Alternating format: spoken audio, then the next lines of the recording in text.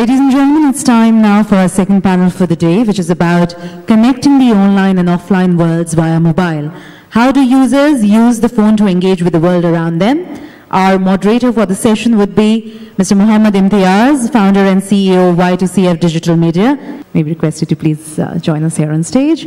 Our speakers for the session would be Mr. Rajat Tandon, Director Sales, Commerce and Location, Nokia. Let's hear it for Mr. Rajat Tandon, please. Our next speaker on the panel is Ms. Anisha Singh, founder and CEO, Mydala. Our next panelist right here is Mr. Subrat Pani, co-founder and director, One Assist Consumer Solutions.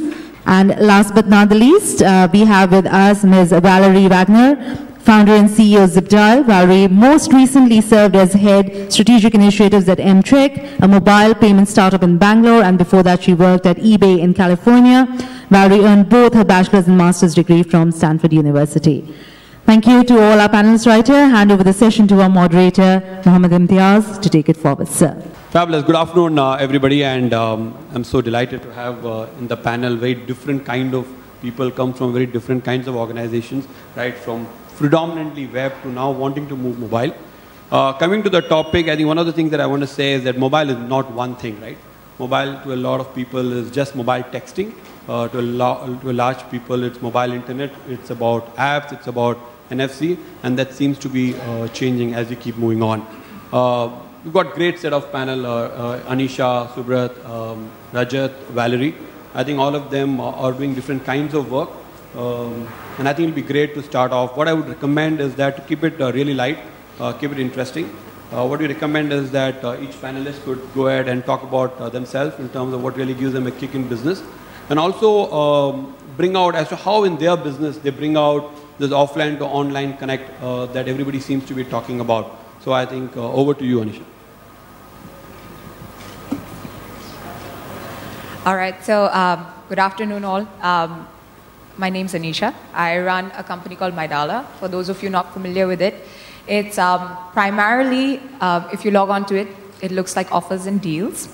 On the back end, it's a merchant marketing platform. We work with about close to 40,000 merchants, and at any given point in time, there are about 110,000 deals that are being showcased on Mydala.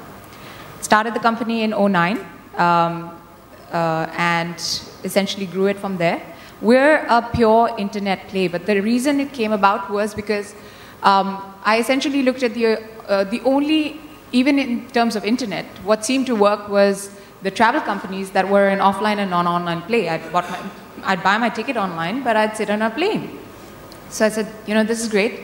We're going to do offers and deals for merchants and local businesses, because I know at the end of the day, I'm going to go into the restaurant that I know, or I'm going to go to a salon that I know, or I've heard about.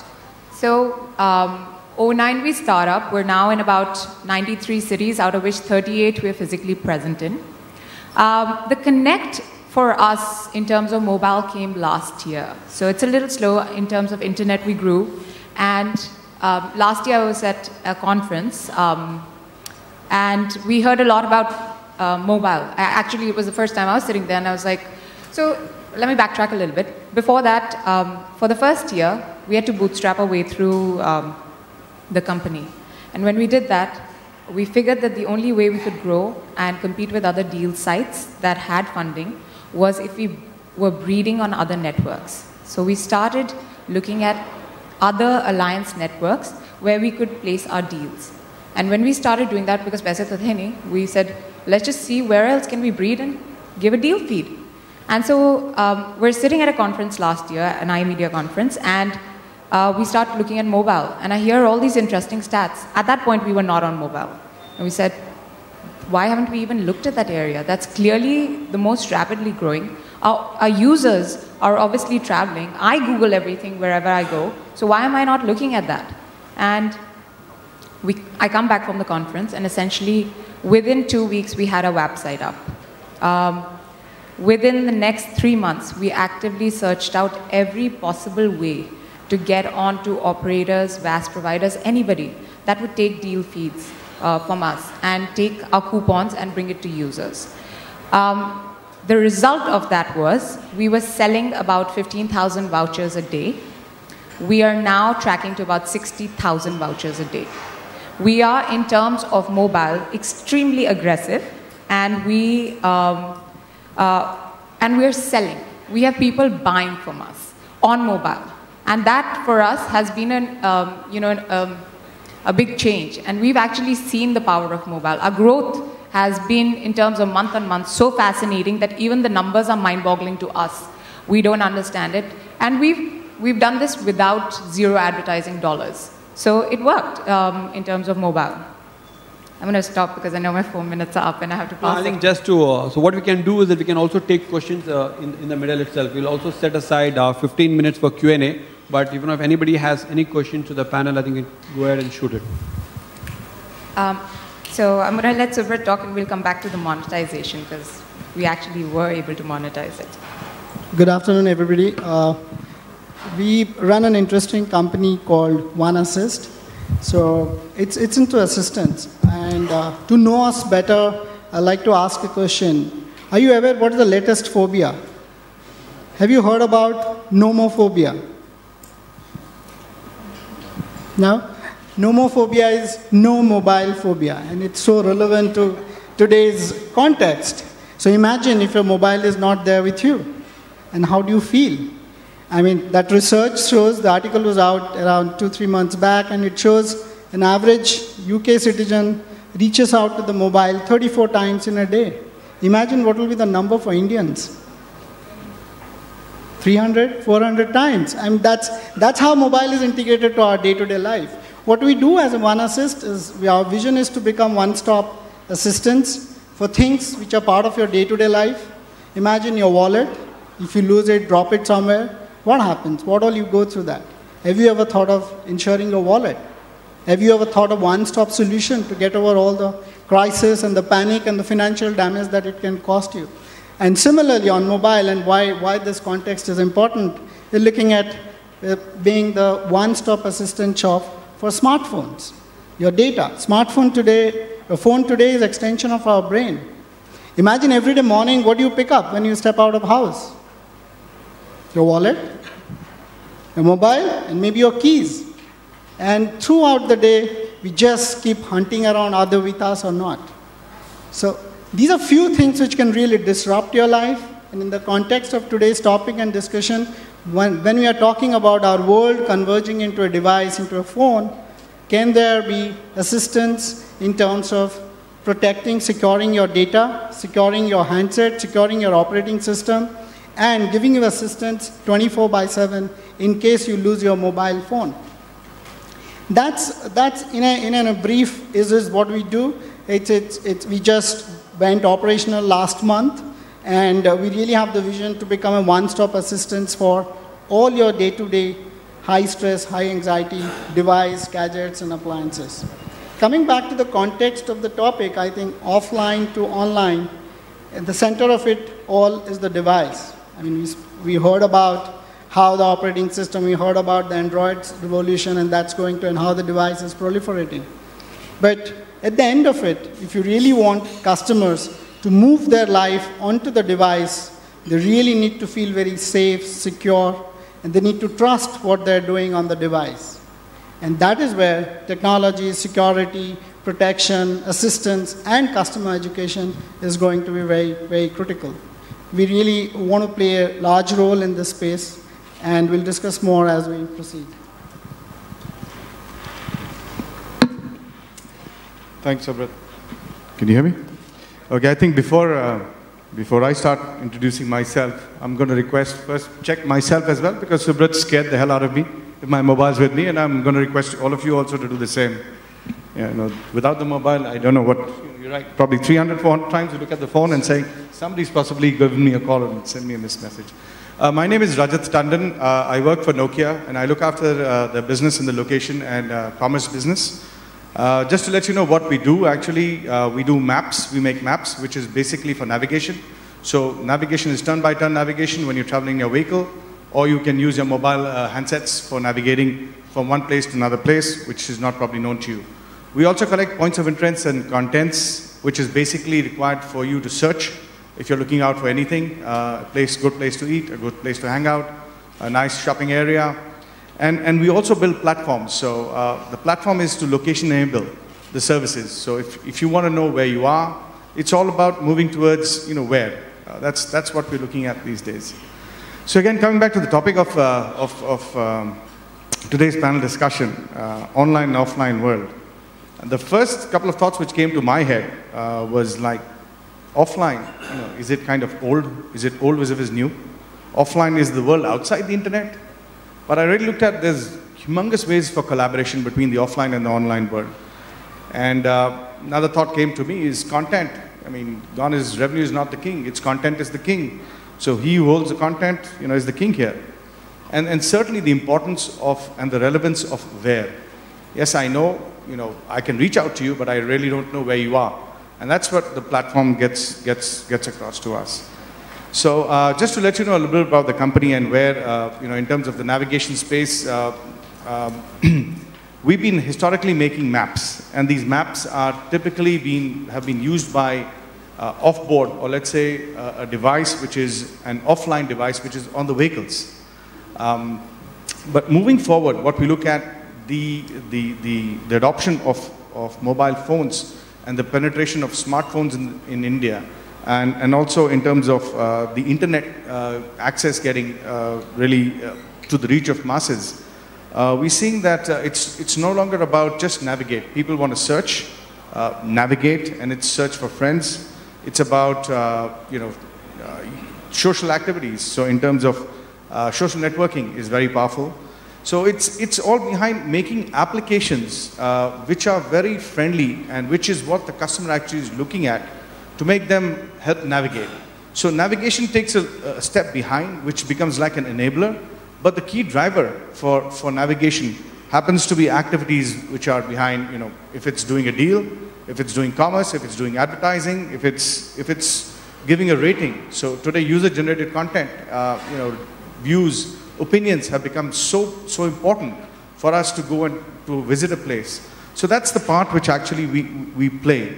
And I think during the course of the discussion, probably we'll discuss out where we look at opportunities, etc. in the Indian market. So with that, Valerie. Hi, I'm Valerie Wagner. I run a company out of Bangalore called ZipDial. And if you've noticed during some of the presentations, there are questions and polls and feedback popping up asking you to dial your opinion on those, and that happens to be ZipDial that's being used there. So you may or may not have actually used our service. So just to talk a little bit about what we're doing and in the context of this opportunity we're talking about. Mohit was showing us all the data about smartphones and Android and everything becoming the new reality, and also hearing comments from the first panel about how smartphones are still less than 10% of the market, and we fully believe in that change at ZipDial and fully believe in that evolution. And meanwhile, there's a massive opportunity to capture all kinds of engagement with feature phone consumers and with people who are only dealing in voice and SMS today.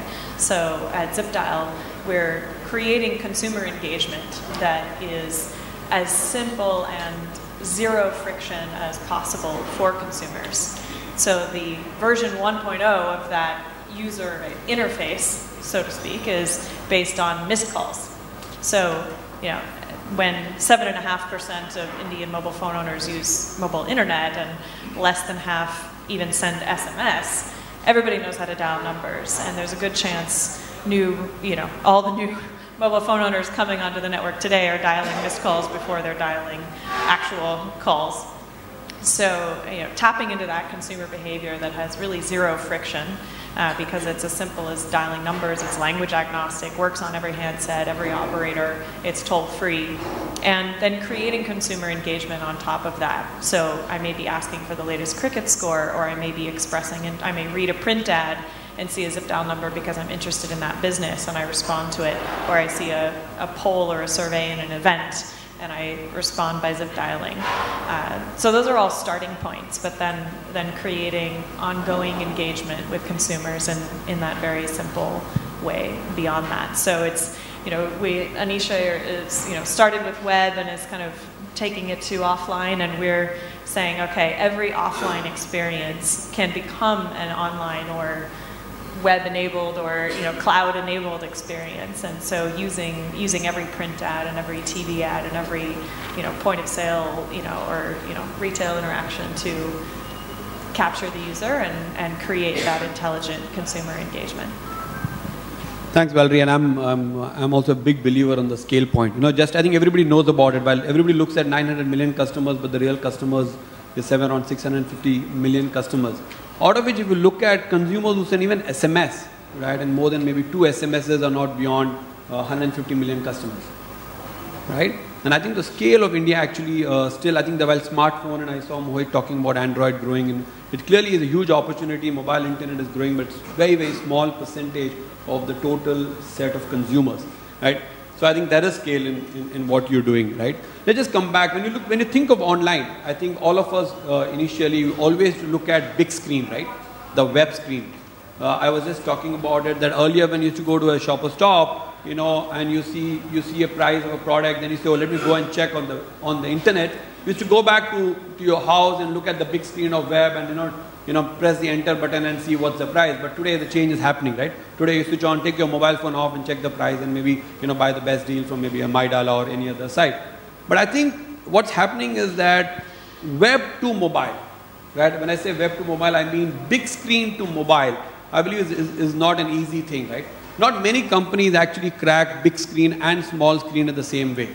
There are many global companies who actually struggle to do great stuff on mobile because the screen demands extremely different kind of things, right? And I think in our panel, one of the first things that I would like to put actually is to Anisha to say, what? She started off from a web company, a big screen company, and now looking at a mobile company. I think it's not only about technology, which is maybe an easier problem to solve, but I think it's also a culture and the way you look at it. How do you condense everything into if it's an SMS, then it's 160 characters, right?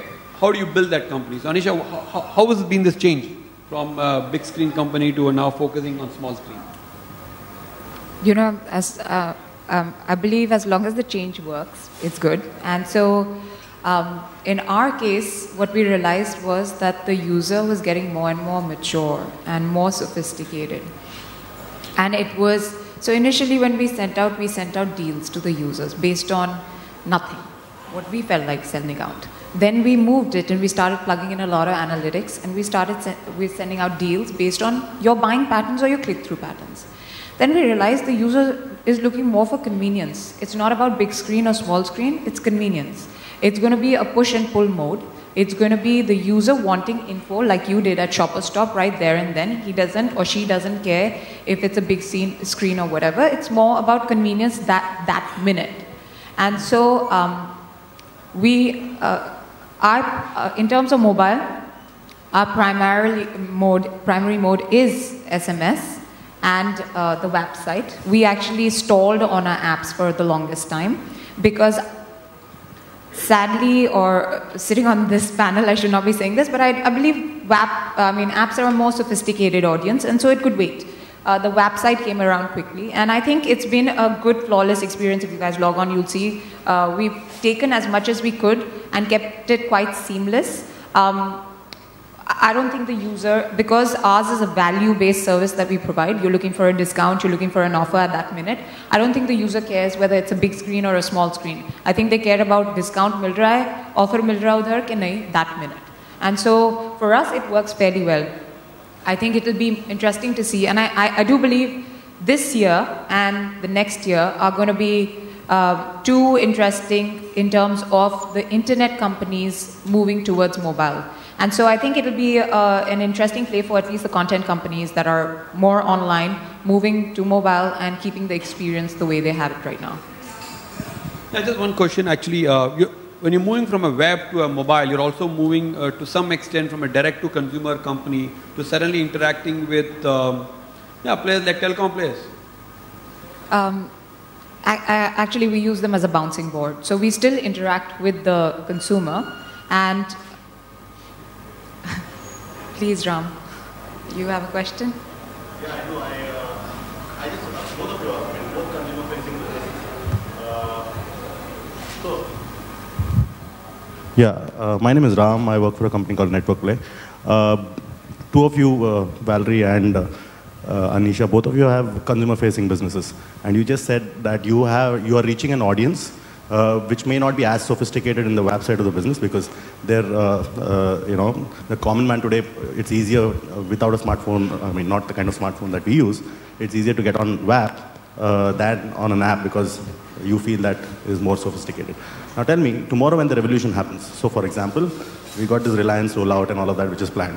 A whole host of apps are going to sit on the device. Now the kind of audience that Reliance is going to address is the audience who are actually on web right now, and there's going to be a large number which is going to get added. So at that time, how are you going to differentiate? Because there's going to be, I don't know, the kind of app boom that's going to happen, it's going to be so large that you're going to be fighting for space on devices in the Android market, at the iOS, iTunes and stuff like that. So how do you differentiate that audience? Suddenly you'll have an audience which is going to be sophisticated. For us, it depends. It's a question of starting point. You're assuming that the device or the app store is the starting point. We believe in the app experience. Does it mean that the app has to be delivered in the same way that it's being delivered today? Do I have to discover it because I'm browsing and I've crossed every level in Angry Birds and now I want to see what's next? Not necessarily. What we're tapping into at ZipDial is the fact that, yes, I have my mobile phone with me all the time, but I spend the majority of my life in the real world interacting with physical things, interacting with advertising, and how do that's the discovery point for us. So I may ZipDial to respond to a poll here in the event, or I may ZipDial to respond to an ad from the newspaper, and then I realize, oh, I have a smartphone, so rather than getting an SMS back, I want to upgrade to the app experience. So that's my discovery point, and that's where I'm creating value for the user. If the strategy is distributing an app through the traditional channels like you described, then yes, you're fighting for shelf space, essentially. What we're taking is a more creative approach to acquiring the users in the world that they're already operating in a way that's frictionless for them to get, to start engaging the first time. In your case, it's going to be difficult, right? Yeah, so we are actually doing it differently. We're doing the full gun approach, which is we're not leaving anything to chance. Don't get me wrong, I want the user to have my app. That's the end point, okay? But the starting point has to be something. And I know that the user is not going to just take my app and say, I really love MyDala, they have to experience it. And so we've seen essentially for us the path, let me finish, is an SMS-based offer that's sent to the user experiencing our website, to then, by the way, we do invest heavily in incentivizing the user to download our app. We've done like we'll give you Baskin Robbins at 9 instead of 19, all that, we've all done that if you download our app. So we do stuff like that because the end goal is that. Alongside talking to operators and seeing where we can go in terms of, so we're trying to play it both sides, and it is to get there, but I do realize that the need of the hour right now is to let the user experience it, and it's not going to be via an app initially, it's going to be via an SMS or my website, and I'd rather have them do that than, I know myself, I'm not going to download an app if I don't know who you are, so it's got to be that first. I'd like to add something more. Ram, this entire phenomena that you're highlighting, there are millions of apps and there's so many things happening in your day-to-day life. Why do you go and pick up a MyDala app? I think it's about what MyDala does in my life. It's about the consumer proposition of MyDala. So I think customer is going to make a choice, and hence what Anisha is saying in terms of the user experience and how easy, convenient and smart it is, those are the things which are going to matter. So the app per se is not going to brand. The brand is going to drive the app. Yeah, just to add, and looking at the space, I don't think anybody is talking about this versus that. It's not that, if I have an SMS working solution, I'm not going to have an app, right? But I think what we've seen is that power users generally, start moving into an app experience. An app is a lot better experience. And I think the choice will always be given to consumers. So choice always of consumers, right? And I think, and I totally agree that, while a large set of India actually doesn't use the app, but actually if you look at a growth percentage, maybe that's really what is really growing, especially with the kind of prices that, the Samsung is putting, or an Android is putting on the table, or a Micromax putting on the table. At $4.5 or $100 device, I think you definitely see a lot of apps coming in. And I think it's important that all of us actually work on it to ensure that power users get the fabulous experience. And I think, there's no this versus that question, right? Yeah, please go ahead. I think he was stretching.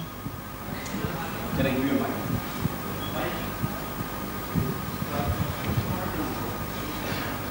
I think saying business is based essentially on sustaining people who are willing to provide deals to you. I think Ms. Singh's business is dependent on people providing deals to MyDala. How do you actually ensure that they're making money by coming through you? How does that work? Do you actually track activity? Do you actually have repeats that are coming through? Do you have follow-ups which are quite alarming at times? First, it's Anisha. Ms. Singh just feels old. So, it's interesting. It's a different question. So he just asked if I make money for the merchants, all right, basically, the small businesses or the national brands that we work with. We've actually talked to people, and we do take a serious discount when we do the first deal with a merchant. And so the merchant, we essentially hear the merchant saying, but isme paise kaise banega? It's not about the cash upfront. It is really coming out of your marketing dollars. So this is the only platform where you can actually track your ROI as compared to an SMS, or which is a bulk SMS, or a flyer-based solution, or other things. So we actually, and I said that initially up front, one of the other things that has been evolved in the company, or we've done, is we've led an entire merchant marketing platform that lets merchant track their entire ROI on what they're doing. You're not trying to, this is not about getting the customer in the first time and monetizing the living daylights out of him the first time. And, we talked about it as well, loyalty. This is about the lifetime value of the customer. What are you doing to let the customer come back? What is the value? We've seen merchants that have had people come in, try out their services, and then book, this is for some laser hair removal, book like 1.3 lakhs worth of stuff with that merchant. But it was about acquiring over, skin hair care clinic to whatever, laser hair care clinic. It is about acquiring that customer and getting them to walk in through the door. So we help with that first step. And then we let the merchant track their ROI and the lifetime value on a customer, should they choose to do so as well. Tanuja, let me just continue on this question, right? I think clearly the deal sides are closing. There are a lot of deal side businesses are going down, and I think you know it, right? One of the actually, and I like that question, is that a lot of merchants say, hey, I'm not getting repeat customers. These customers never come back to me. And I think also another important point is closed looping, right? While you sell 100 coupons, how many actually go to the merchant? That number doesn't seem to be too big. What's your view? No, you know what? So we were the golden kids. We were the dark angels, whatever. I think we all made mistakes, including Groupon, which has led the entire pack. And that was initially not understanding the users. And that is why I say the push and pull model. Because we essentially ended up doing only push service. And that for no one can work. And this is about mobile in general as well. The location base, the convenience that we're talking about. And so now what we've done is essentially evolve the service so that you're not targeting somebody from Noida when we're sitting in Saket or Vasant Vihar. Because that person will be a one-time user. That person is only trying to derive value on that one deal. We've actually started tracking, or if the user only has a 200 rupee buying power, we show him a 1,000 rupee deal, chances are he's a one-time customer doing that 1,000 rupee deal. That's it. So what we tried to do is study the buying patterns, location patterns, and then accordingly throw out deals which are going to give people relevant customers. A Saket merchant, if he gets Saket customers, is going to get them over and over again. And we do track, and incentivize users to use it over again in terms of the lifetime value, to understand it better. It helps our business too. Great. So I think one of the important points for the part of this discussion was relevance, right? Because offline or online to offline can happen only if there is relevance. I think the question I think you used, Rajat, that you spoke about location, you spoke about user-generated content, POIs. I mean, how good are these point of interest, and what are you doing to take care of this issue of point of interest, especially at Nokia? Okay. So really, there are two aspects of it. One is the technical side of it, which is making sure that these the deals which Anisha is sending across, that I am collecting all the merchants very accurately, so that the customer who is at a particular place, let's say if he's standing in Basant Bihar, he gets the information about all the deals which are relevant to him by his age group, by his profile, by expended. So those analyses are done at home by Anisha and her platform. But I'm enabling her to understand what is the nearest areas or places of interest that this gentleman can go out and shop to, so that he's spending his dollars and making that happen. So the accuracy of the data is extremely important. If I land up in a particular place which is talking about a large discounts, or probably an area of interest where I like to go and eat, and it's not existing, the trust factor with the service actually goes disrupt. So it's not that, so I have to make sure, and now we've seen a lot of user-generated content also being put up. So clearly the community is participating. So certain elements which will require verification.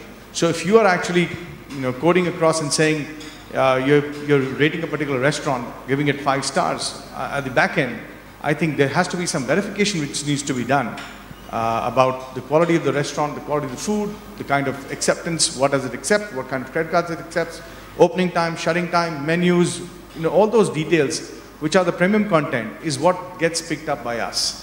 So that's one part of making sure that the areas the person goes to and the information is absolutely correct. So even if you want to do a click-through call, the detail about the telephone numbers should be made available.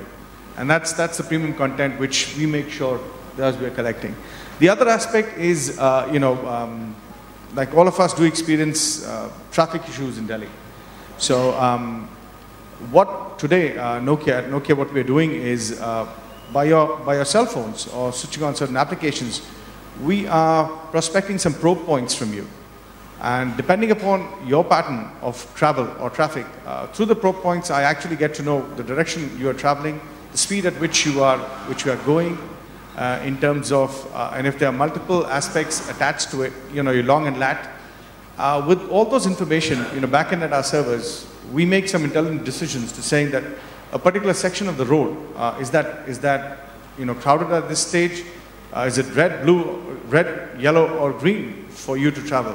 So that's another important part where actually the community is actually putting back the information to us, and we are making the decision or the call and throwing back the information to the customer about the traffic delays or traffic related information. So it's a very recent traffic information feature which we've launched for Delhi, Mumbai, shortly coming up for Bangalore too.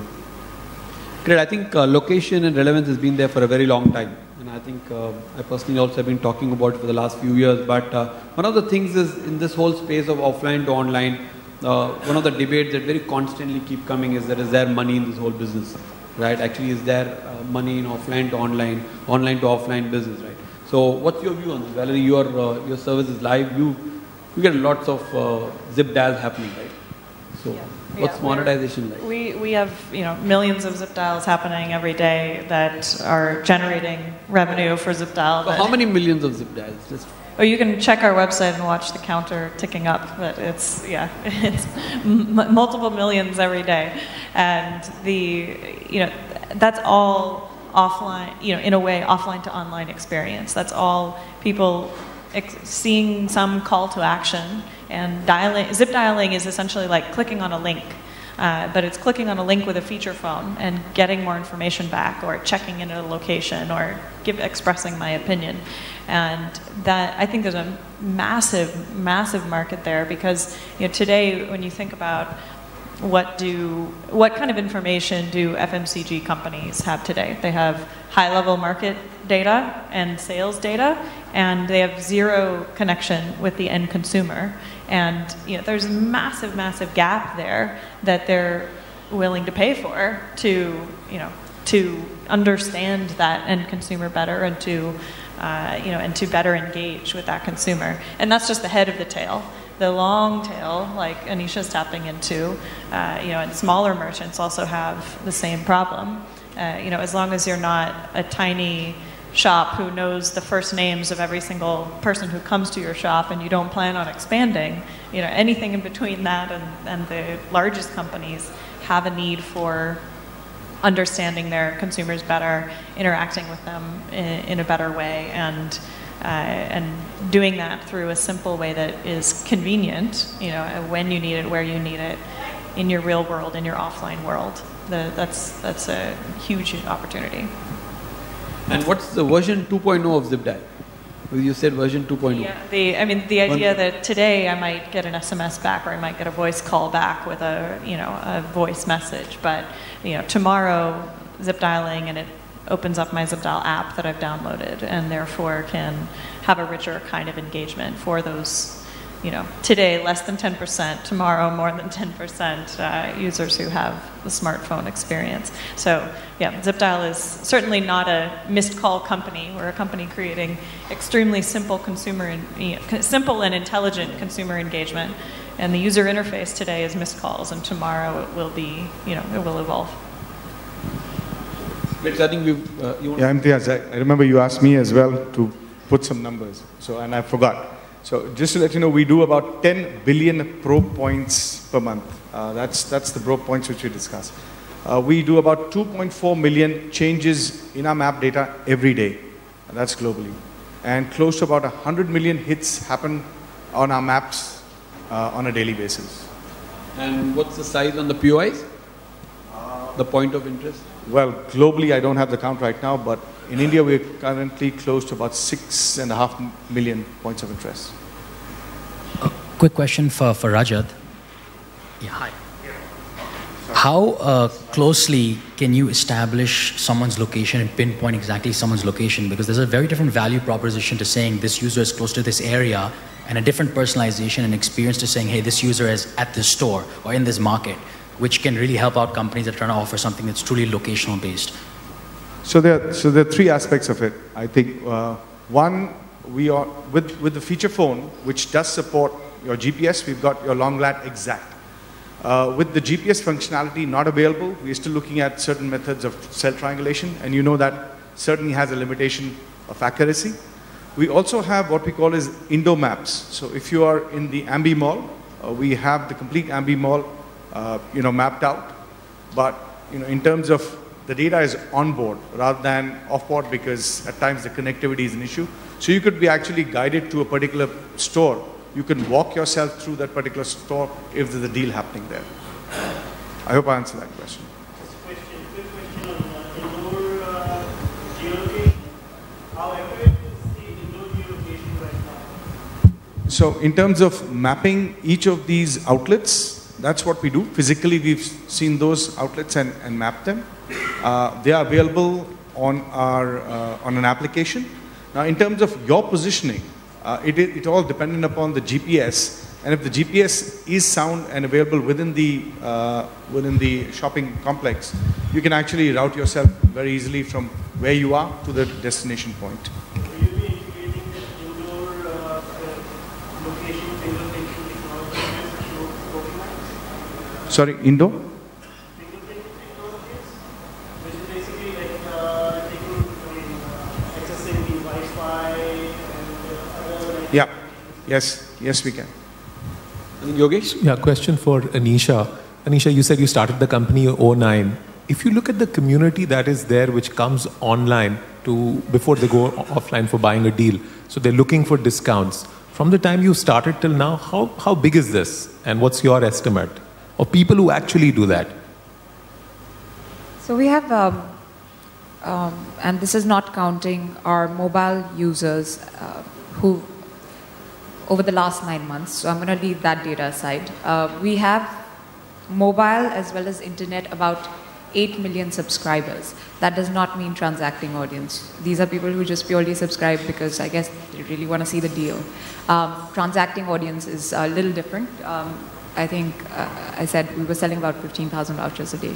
That is what we were doing. So I'm talking about people who actually take a coupon and, go across. How big is that? And do you see this really growing? I mean, the business has to, right? So now about 60,000 people, and it's on mobile. Nobody really prints anymore, so they're essentially taking the mobile voucher, and that. So you're saying 60,000 a day are unique users who come in? That is correct. So I think the question that Yogesh wants to know is how many people actually go to the outlet?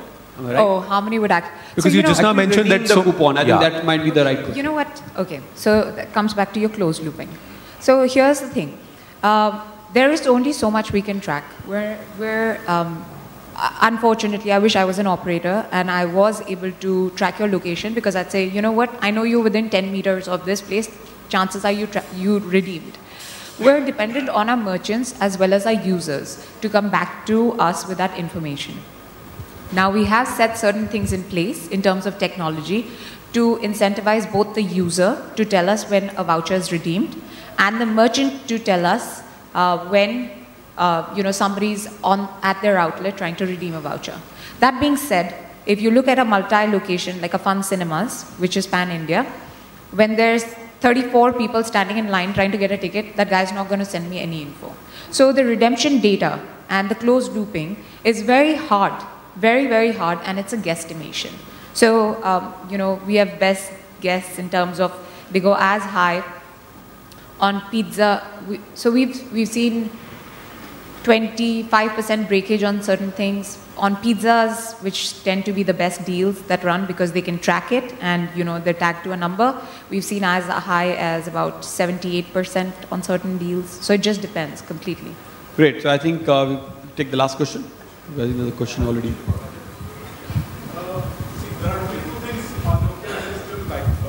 The last time I thought about buying a Nokia was when there was N series early period, 2006. Now it's lost the market share. So Symbian is gone. Okay. Microsoft, we are still looking at if Microsoft launches its own operating system and its own phones, either Nokia should get acquired. Okay, that's a different story. So the two interesting things with Nokia still, which is a leadership position, would be the maps part and other would be the music part. You already have lakhs of songs. Are you planning to bring these as services on other platforms? So in terms of the map data is available. We have multiple application partners, and they are using map data for any turn-by-turn services as well. So if you really look at most of the automotive industry, today they are using our maps, but in terms of they have the applications. Certainly, even on the mobile, there are multiple applications available on the iOS store as well, on Android, which are using the maps from us. But it comes as a standard feature package on the Nokia handsets. I won't be able to comment on the music stuff. Great. So I think we've got a good news on the board. There's enough money to be made, I think. Everybody feels that we'll be overcoming these challenges and building a very, very small percentage of it. So I think 80% of the people believe that there is lots of money to be made in the industry, and I'm sure a lot of VCs sitting in the room would love to invest. So thank you so much for being patient and listening, and thank you so much. Thanks to the panelists to share their experiences as to what's going on and being candid about some of the things that they believe, and which is rightly, there are some challenges, but I also believe that, I think we can't solve all problems at the same time. I think time will say as to how do we really overcome a lot of challenges. I think closed looping is a very important challenge. And I think it's to be looked at. Monetization is very important. A lot of monetization still happening at the customer end, and I think we need to start looking at how much offline or the merchant, the brands paying. I think that will be a clear proof of the pudding here. If you're really adding value to the brands or merchants, then I think the real cut is how much is merchant paying, and that will be an important area for all of us to look at.